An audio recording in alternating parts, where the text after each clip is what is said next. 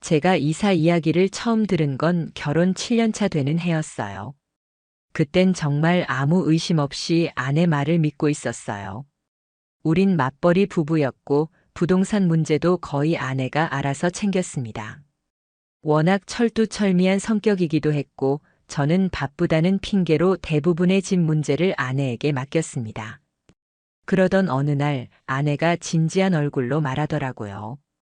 우리 이사 가자. 이 동네 공기도 별로고 너무 낡았어. 아예 새 아파트로 알아보자. 저는 처음엔 좀 뜬금없다 생각했어요. 지금 살고 있는 집도 그렇게 불편한 것도 없었거든요. 근데 아내가 너무 단호하게 말하니까 저도 그냥 수긍했어요. 그래. 당신이 좀 더 좋은 환경에서 살고 싶으면 이사하자. 그 뒤부터 아내는 혼자 발 빠르게 움직이기 시작했어요. 인터넷으로 매물을 알아보고 직접 부동산을 돌아다니고 심지어 전세자금 대출까지 미리 알아봤더라고요.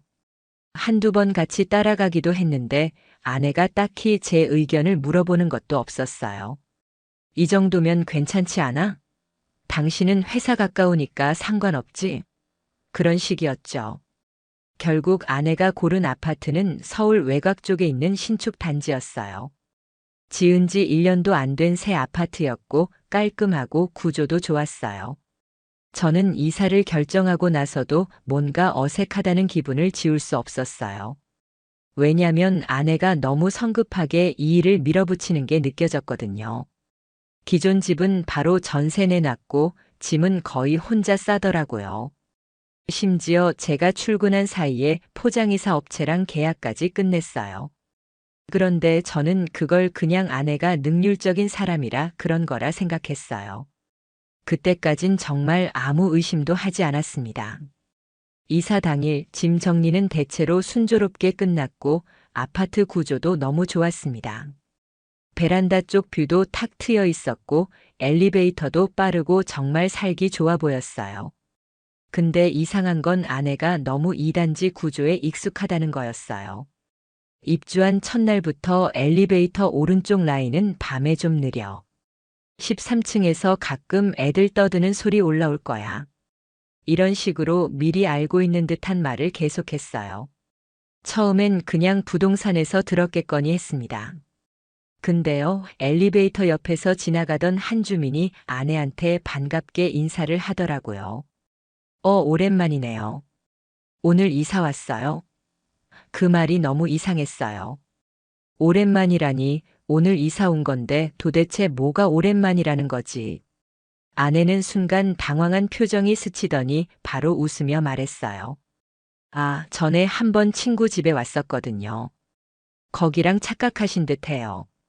그 말에 저는 잠깐 이상하다는 생각을 했지만 딱히 캐묻진 않았어요. 아무리 그래도 설마 이걸 의심할 정도로 저는 그때 멀쩡한 판단을 할 수 없었어요. 며칠 후 아내는 갑자기 택배가 올 거라며 저보고 낮에 집에 있으라고 했습니다. 회사에 반차까지 내고 기다렸는데 아무 택배도 오지 않았어요. 이상해서 아내에게 전화했죠. 택배 언제 와? 지금까지 아무것도 안 왔는데. 아내는 당황한 듯 아까 기사님이 주소 착각했다더라. 다시 올 거야. 미안해. 그 말도 뭔가 어색했어요. 이상하게 자꾸 앞뒤가 안 맞는 말들이 오가고 있었죠. 그날 저녁 우연히 베란다 창문으로 아래쪽을 내다보는데 아파트 입구 쪽에서 아내가 어떤 남자랑 웃으며 걸어오는 게 보였어요. 저는 당연히 이웃 주민이겠거니 했습니다.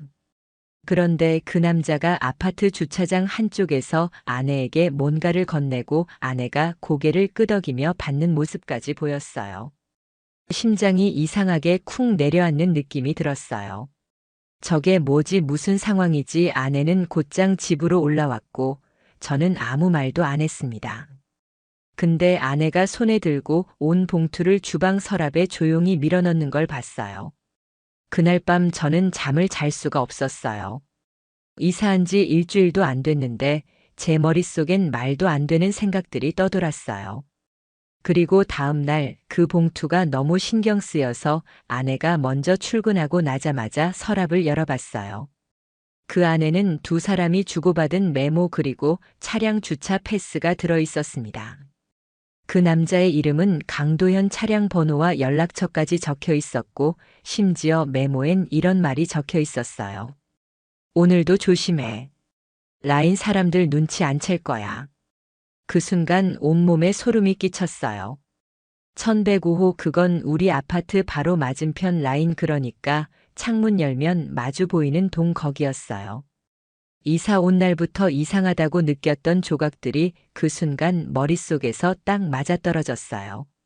아내는 상간남이 사는 아파트, 그 남자가 사는 라인, 그 라인으로 일부러 저를 데리고 이사를 온 거였어요. 그날 이후 저는 혼자서 미칠 것 같았어요. 아내에게 따지자니 증거가 부족했고 괜히 성급하게 행동했다가 제 착각이었다면 이 집에서 앞으로 어떻게 얼굴을 보고 살아야 할지 모르겠더라고요. 근데 가만히 있을 수는 없었습니다. 메모에 적혀 있던 차량 번호와 연락처, 그게 계속 머릿속을 떠나지 않았어요. 저는 먼저 아파트 단지 안주차장을 돌기 시작했어요. 시간 날 때마다 회사에서 일찍 끝나는 날엔 집에 오자마자 주차장을 한 바퀴씩 도는 게 습관처럼 됐습니다. 그리고 결국 주차 공간 구석진 곳에 그 차량을 발견했어요. 1105호 차량 번호, 색상, 심지어 룸미러에 걸린 방향제까지 메모에 적힌 내용과 완전히 일치했어요. 가슴이 철렁 내려앉았어요. 이게 정말 현실이라고. 나는 지금 내 집 창문을 열면 보이는 그 맞은편 아파트에 내 아내가 숨기고 있는 남자가 산다는 걸 눈으로 확인한 거였어요. 그날 밤 저는 아내가 퇴근하고 들어오자마자 일부러 자연스럽게 말했어요. 오늘 단지에 돌아다니는 차들 보니까 번호판 되게 다양하더라. 차 많아지면 주차도 힘들겠다. 아내는 아무렇지 않게 대답했어요. 여기 다들 차 2대씩 갖고 있는 집도 많다더라고. 그녀의 표정은 정말 아무것도 모르는 사람처럼 태연했습니다. 너무 완벽하게 연기하는 게 오히려 더 무섭고 소름 돋았어요. 그날 이후 저는 1105호를 유심히 관찰하기 시작했어요. 베란다 커튼이 언제 열리고 닫히는지, 조명은 몇 시에 켜지는지, 누가 드나드는지, 심지어 1105호 출입구 근처를 일부러 지나가면서 그 남자가 언제 외출하는지도 체크했습니다. 그리고 어느 날 퇴근 후 늦은 밤 집에 도착했는데 아내가 없었습니다. 문자도 없었고 연락도 받지 않았어요. 전화기 꺼져 있었어요. 저는 말도 안 되는 불안감에 휩싸였어요. 우리 부부는 서로 연락 없이 외박을 하거나 밤늦게까지 아무 말 없이 나가 있는 일이 없었거든요. 거실 커튼을 걷고 창밖을 봤습니다. 바로 마주 보이는 1105호의 불이 켜져 있었어요. 커튼은 닫혀 있었지만 그 안에 누군가 그림자처럼 움직이는 게 보였어요. 그 순간 제 머릿속은 새하얘졌습니다. 저는 충동적으로 집을 나섰습니다. 슬리퍼도 대충 신고 1105호가 있는 동으로 달려갔어요. 엘리베이터를 기다리다가 갑자기 멈칫했어요. 이러면 안 되는데 이러다가 들켜버리면 아무것도 못 알아낼 수도 있다는 생각이 들었어요. 그래서 저는 계단으로 올라갔습니다. 1105호 복도 끝에 몰래 숨어서 조용히 문 근처에 귀를 댔습니다. 그 안에서 소곤거리는 소리가 났어요. 남자 목소리와 여자 목소리, 그리고 낄낄 웃는 숨소리, 그 목소리 분명히 아내였습니다. 거기까지 듣고 저는 계단에 주저앉았어요. 머리가 어지럽고 숨이 턱 막혔어요. 구역질이 올라올 뻔했어요. 몇 분 후 문이 열리는 소리가 들렸고 저는 계단 밑으로 잽싸게 몸을 피했습니다. 복도 끝에서 두 사람이 나오는 걸 봤습니다. 아내는 남자의 팔에 기대어 웃고 있었고 남자는 아내의 머리카락을 쓸어넘기며 문을 닫았어요. 그 장면을 저는 계단 뒤 그림자 속에서 정신이 나간 얼굴로 지켜봤습니다. 이게 이사였던 건가요? 우리 가족이 좀 더 좋은 환경에서 살기 위한 결정이 그녀의 사적인 감정과 목적이 이사라는 단어로 포장되어 저를 옮긴 것이었나요? 그리고 그녀는 같은 아파트 같은 단지 창문만 열면 서로의 불빛이 닿는 거리에서 저와 상간남 두 사람을 동시에 관리하고 있었던 거예요. 저는 그날 집에 돌아와 거실 소파에 앉아 하루 종일 아무 말도 하지 못했습니다. 아내가 돌아왔을 때 그녀는 평소처럼 행동했어요. 미안해. 친구가 급하게 불러서 좀 나갔다 왔어. 그녀의 거짓말을 저는 그저 고개만 끄덕이며 들었습니다. 그날부터 저는 아내와 함께 살면서 더 이상 같은 세상에 살고 있지 않다는 걸 느끼기 시작했어요.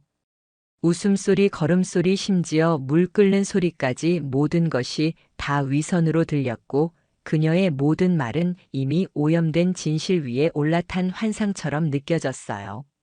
하지만 저는 아직 아무 말도 하지 않았습니다. 이대로 터뜨려서는 안 된다는 걸 본능적으로 알았기 때문입니다. 그날 이후 저는 매일같이 무너졌어요. 아내가 아무렇지 않게 웃을 때마다 그녀의 눈빛 뒤에 다른 남자의 그림자가 어른거렸습니다. 아내는 상간남과 같은 단지 같은 라인 단 몇 층만 떨어진 곳에 살며 제 옆에서 매일 가짜 부부 놀이를 하고 있었습니다. 그게 견딜 수 없을 정도로 역겨웠어요. 하지만 저는 절대로 흔들리지 않기로 했습니다. 당장 들이닥쳐서 소리 지르고 싶은 걸 꾹 참고 가면을 쓰고 살기로 했습니다. 증거를 모으는 게 중요했기 때문이에요. 첫 번째로 한 건 집안에 몰래 카메라를 설치하는 거였어요.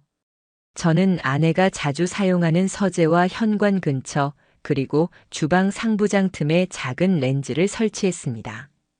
아내가 외출하고 전화를 받거나 택배를 받을 때 누구와 통화하는지, 누구와 어떤 연락을 주고받는지 확인하기 위해서였죠.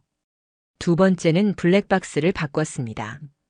제가 직접 자차 블랙박스를 최신 기종으로 교체했어요. 주차 중 녹화와 음성 저장이 가능한 제품으로요. 왜냐하면 그녀가 상간남 차량 근처에서 무슨 대화를 나누는지 혹시 차에 타는 건 아닌지 확인할 수 있는 유일한 방법이었거든요. 그리고 저는 매일 아침 출근 전에 1105호의 주차 공간을 체크했습니다.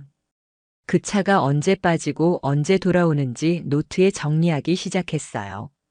월요일 아내의 출근 시간과 상간남 차량의 외출 시간이 같았어요.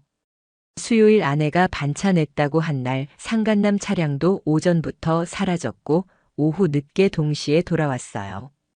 금요일 아내가 친구들과 저녁 약속 있다고 말한 날 1105호 불빛이 새벽 2시까지 꺼지지 않았고 그 차는 그 시간에 돌아왔어요. 퍼즐이 하나하나 맞춰졌습니다. 근데 그걸 보고도 저는 아무 행동도 하지 않았어요. 심지어 아내가 퇴근하고 저녁을 준비하면서 오늘은 회사에서 정말 피곤했어. 라고 말할 때조차 그 말을 아무 의심 없이 받아주는 척했어요. 그러면서 안에서는 제 심장이 천천히 썩어가고 있었죠. 하루는 아내가 마트에 간다며 1시간 정도 나갔어요. 그날따라 제 촉이 너무 강하게 작동했어요. 저는 즉시 1105호동 라인 주차장으로 향했어요. 그리고 거기서 아내의 차량과 상간남의 차량이 같이 붙어 있는 걸 봤어요. 심지어 상간남의 트렁크가 열려 있었고 아내는 거기서 뭔가를 꺼내고 있었어요. 둘은 그 순간도 정말 부부처럼 자연스러웠습니다. 저는 그 장면을 핸드폰으로 촬영했습니다. 멀리서였지만 얼굴이 식별 가능한 각도였고 시간과 날짜 위치가 명확히 찍힌 상태였어요. 그날 밤 저는 혼자 방에 들어가 영상을 수십 번 반복해서 봤어요. 그리고 생각했습니다. 이제 시작이네. 이건 끝이 아니라 시작이야. 다음 날 회사에서 휴가를 냈고 바로 법률사무소에 갔어요. 저는 그동안 모은 증거들을 USB에 담아서 가져갔습니다. 변호사는 사진, 영상, 메모, 주차 시간 기록까지 모두 확인하더니 딱 한마디 하더라고요. 이 정도면 충분합니다. 그 말을 듣는 순간 그동안 쌓였던 분노와 억울한 모든 감정이 터져나오는 걸 겨우 참았어요. 하지만 복수는 절대로 급하게 하면 안 돼요. 저는 더 많은 걸 얻고 싶었어요. 그래서 아직은 말하지 않기로 했습니다. 집에 돌아왔을 때 아내는 평소처럼 저를 맞이했어요. 오늘은 왜 이렇게 늦었어? 저는 아무렇지 않게 웃으며 대답했어요. 사무실에 일이 좀 많아서. 피곤하네. 그녀는 제 얼굴을 보며 웃었습니다. 그 순간 그 미소 뒤에 숨겨진 배신과 기만, 그걸 알아채지 못한 척하는 제 연기, 모든 게 악몽 같았어요. 그리고 그날 밤 아내는 제 옆에서 잠든 척하며 핸드폰을 뒤적였고 저는 베개 밑에 녹음기를 켜두었습니다. 거기엔 상간남에게 보내는 메신저 음성 메시지. 오늘도 잘 있었지? 보고 싶다. 이번 주말엔 오빠네 집에 가고 싶어. 그녀의 목소리가 하나하나 녹음되어 있었어요. 그 목소리를 듣는 순간 가슴이 찢어졌어요. 이제 증거는 확실했습니다. 그녀는 제 옆에서 전혀 죄책감 없이 다른 남자와 사랑을 속삭이고 있었어요. 그리고 저는 그걸 하나하나 기록하며 조용히 지켜보고 있었습니다. 그날부터 저는 단 하루도 허투루 보내지 않았어요. 변호사와 함께 전략을 짜기 시작했고 필요한 진술과 증거 보강까지 모두 완료했습니다. 핵심은 기습적으로 통보하고 바로 법적으로 조치하는 것이었어요. 제가 가장 먼저 한 건 상간남에게 내용 증명을 보내는 일이었어요. 저는 상간남의 이름, 주소, 직장, 차량 번호까지 모두 확보한 상태였고 그 주소는 다름 아닌 바로 제 창밖에 있는 1105호였죠. 내용 증명에는 불륜 관계에 대한 증거, 아파트 CCTV 녹화 시간대, 메신저 녹음, 그리고 주차장 사진까지 첨부했습니다. 변호사는 말했습니다. 이건 예고 없는 정조준입니다. 충격은 클 겁니다. 내용 증명을 발송한 날 저는 일부러 집에 일찍 들어왔습니다. 아내는 여느 때처럼 평범하게 행동했고 심지어 저녁엔 제 어깨를 주물러 주기까지 했습니다. 하지만 저도 웃으면서 대화했어요. 이번 주말엔 어디 가고 싶어? 우리 예전처럼 드라이브나 할까? 그녀는 눈을 반짝이며 말했어요. 진짜? 오랜만이다. 가자. 그 말이 얼마나 가증스럽고 끔찍했는지 전 그 순간 속으로 이를 악물었습니다. 이틀 뒤 드디어 폭풍이 불기 시작했어요. 상간남의 내용 증명이 등기로 도착한 바로 그날 아내는 퇴근하고 돌아오자마자 얼굴이 하얗게 질려 있었어요. 자기야, 오늘 이상한 우편물 같은 거 온 거 없어? 우리한테 온 거 말고 혹시 아파트 주민들 사이에 잘못 돌린 거 있나 싶어서. 그녀는 마치 불이 난 사람처럼 주방 서랍을 뒤지고 신발장을 열고 우편함 키를 다시 확인하더라고요. 그 모습이 너무 명백했어요. 저는 조용히 앉아서 TV를 보며 말했어요. 무슨 걱정 있어 보여. 무슨 일 있었어? 아내는 아무 말도 못했습니다. 그날 밤 아내가 화장실에 간 사이 그녀의 핸드폰 알림이 떴습니다. 강도현, 우리 이제 어떡해? 그 사람이 다 안 것 같아. 메모 보낸 거 맞지? 그 문자들을 보는 순간 제 안에서 뭔가가 뚝 끊어졌어요. 저는 아내가 화장실에서 나왔을 때 차가운 목소리로 말했어요. 1105호, 거기엔 자주 가. 그녀는 그대로 얼어붙었어요. 그 후 몇 초간 정적이 흘렀습니다. 그리고 아내는 아무 말도 없이 그 자리에 주저앉았습니다. 그걸 어떻게 알았어? 그녀의 입에서 나온 첫 마디는 부정이 아니었습니다. 부끄러움도 아니었고 변명도 아니었어요. 그건 자포자기한 자백이었습니다. 그 순간 저는 더 이상 아무 말도 하지 않았습니다. 아내는 울기 시작했어요. 처음엔 진짜 아니었어. 그 사람 이사 왔다는 거 알았을 때 나도 놀랐어. 진심이야. 그녀는 눈물을 흘리며 말했지만 그 말은 전혀 저에게 와닿지 않았어요. 왜냐하면 그동안 그녀가 했던 모든 말과 행동이 거짓이었기 때문이죠. 그녀는 이사 초반부터 알고 있었고 그 사람을 다시 만난 것도 계획적으로 숨겼고 저를 두 사람의 완벽한 위장막으로 이용했던 겁니다. 그날 밤 저는 아내에게 말했어요. 우린 여기까지야. 내일 아침 내용 증명 갈 거야. 그녀는 벌떡 일어나서 제 팔을 붙잡고 말했어요. 자기야, 잠깐만 생각 좀 해보자. 우리 그 말에 저는 단호하게 말했습니다. 지금부터 나한테 자기야라고 부르지 마. 그날 밤 아내는 거실에서 잤고 저는 문을 잠그고 침실에 혼자 누웠습니다. 눈을 감았지만 잠이 오지 않았어요. 머릿속에는 그녀가 상간남과 함께 웃던 모습, 주차장에서 무언가를 건네던 장면, 메모에 남긴 그 글씨 조심해, 눈치 안 챌 거야. 그 말이 저를 미치게 만들었어요. 눈치 안 챌 거라 생각했구나. 그게 너희 둘의 자신감이었구나. 하지만 저는 다 받고 다 모았고 다 기다렸습니다. 그날 이후 저는 이혼 소송을 정식으로 준비했고 상간남에겐 손해배상 청구까지 들어갔습니다. 모든 문서에는 상세한 날짜, 장소, 상황이 기록되어 있었고 아내는 더 이상 부정할 수 없었습니다. 그녀는 결국 친정으로 나갔고 그동안 쌓아온 이중 생활은 스스로 무너져 내렸습니다. 그리고 저는 이제 마지막 한 방을 준비하고 있었습니다. 이혼 소송은 생각보다 빨리 진행됐습니다. 변호사는 워낙 자료가 명확하고 상간남과의 관계가 입증 가능한 증거들이 명백하다며 승소 가능성이 100%라고 말했어요. 저는 그 말에 감정 없이 고개만 끄덕였습니다. 솔직히 그 순간에도 기분이 후련하거나 시원하진 않았어요. 그저 허무했어요. 제 인생, 결혼 생활이 모래처럼 사라져버린 기분이었습니다. 아내는 처음엔 합의를 원했습니다. 우리가 그래도 함께 산 시간도 있는데 법정까지는 가지 말자. 정리만 조용히 하자. 그녀는 그렇게 말하면서도 자신의 잘못을 인정하는 건 단 한 번도 없었어요. 나도 외로웠어.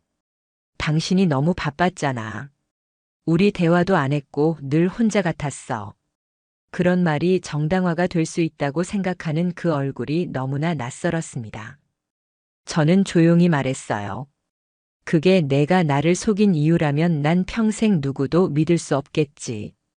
그리고 그날 서류에 도장을 찍고 나서 아내는 울었습니다. 처음으로 진심으로 후회하는 것처럼 보였어요. 하지만 저는 그 눈물에도 아무 감정이 생기지 않았어요. 이제 와서 울면 뭐해요? 이미 끝났는데. 내 믿음, 내 인생, 내 존엄성은 이미 쓰레기처럼 짓밟혀 있었는데, 그리고 진짜 마지막 반전은 그 다음 주에 찾아왔어요. 상간남이 저에게 따로 연락을 해왔습니다. 처음엔 변호사를 통해 문서로만 대응하던 그가 직접 만나자고 하더라고요. 저는 잠깐 망설였지만 이제 끝장을 보자는 생각에 만남을 수락했습니다. 카페에서 마주한 그는 제가 상상했던 것보다 훨씬 뻔뻔했어요. 정말 미안합니다. 하지만 그녀가 먼저 다가온 건 사실이에요. 솔직히 저도 감정이 있었지만 당신이 모를 줄 알았어요. 이렇게까지 될 줄은 몰랐습니다. 그 말을 듣는 순간 저는 피식 웃고 말았어요. 그래요. 당신이 몰랐던 건 내가 당신보다 훨씬 오래 참고 있었다는 거예요. 그리고 당신이 그녀와 만든 환상이 이제 법적으로 얼마나 무게가 있는지 알게 되겠죠.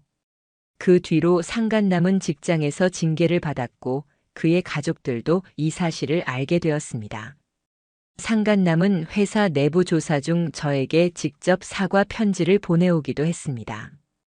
아내는 친정에 머무르며 사회관계망도 전부 삭제했고 지인들과 연락을 끊었어요. 이웃들 사이에 이상하게 그 집 여자만 보이질 않네. 그 남자 차도 요즘 안 보인다. 이런 말이 오가는 걸 들을 때마다 씁쓸하게 고개를 떨궜습니다. 이제 제 옆엔 아무도 없어요. 집은 여전히 깨끗하고 조용한데 그 안에 있는 공기는 텅 빈 상자처럼 무겁고 싸늘합니다. 하지만 저는 버텨야 했어요. 다시는 누구도 나를 속이지 못하게 하려고 저는 그날부터 매일 아침 창문을 열고 1105호를 바라봤어요. 불은 꺼져 있었고 그 집은 세입자가 나간 뒤 텅 빈 채로 몇 주간 비어 있었습니다. 그 모습을 보며 저는 다짐했어요. 이제 그 집을 다시는 안 볼 거야. 이제는 끝났습니다. 사랑도 믿음도 가정도 전부 거짓으로 쌓인 모래성이었다는 걸 저는 똑똑히 확인했어요. 그리고 그렇게 아내는 제 옆이 아닌 단 몇 층 아래의 다른 남자와의 추억을 쌓았고 결국 그 두 층 사이에 존재했던 건 거짓말, 배신, 그리고 끝없는 무시뿐이었습니다. 이제 저는 모든 걸 알고 있습니다. 제가 살았던 이 집, 이 단지, 그리고 그 창밖의 빛들 속에 무엇이 숨겨져 있었는지, 그리고 그 진실을 마주하는 순간 저는 더 이상 과거의 내가 아니게 되었습니다.